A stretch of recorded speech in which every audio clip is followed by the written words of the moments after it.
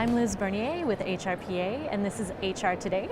I'm here with Cynthia Ingram. She's presenting this morning, on accommodating the transgender employee. That's correct. Right. So can you talk to us a little bit about how that's really an emerging legal issue in the workplace? Absolutely. It's certainly an emerging legal issue, period. Mm-hmm. There's been a lot of talk, just even in the last couple of weeks, about whether gender identity is a necessity on government-issued documentation. Mm-hmm. That's certainly a key issue for the transgender community, and I certainly think it adds to everything else that has been brought to light in popular culture, bringing transgender issues more normative into our culture and our understanding.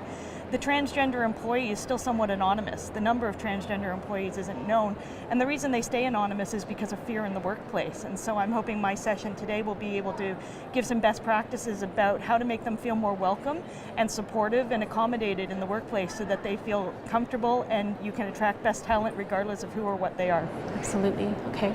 So I know some of those best practices might involve bullying and harassment policies, making those really well communicated and strong, but some might be about paperwork and pronouns.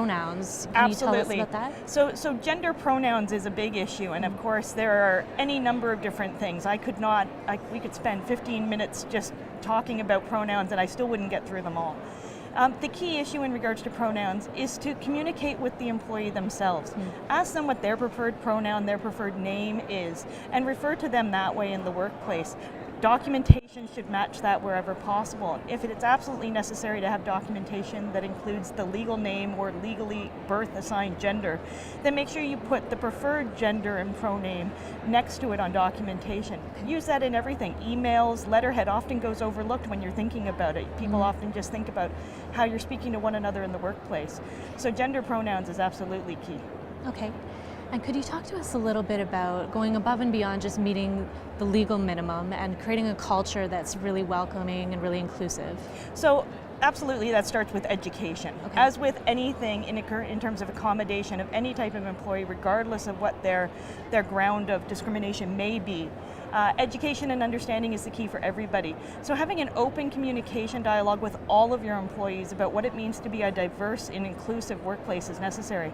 And doing that with senior members of your organization to show that it is actually an all-encompassing thing from the top down of management, that this is the goal that you have going forward.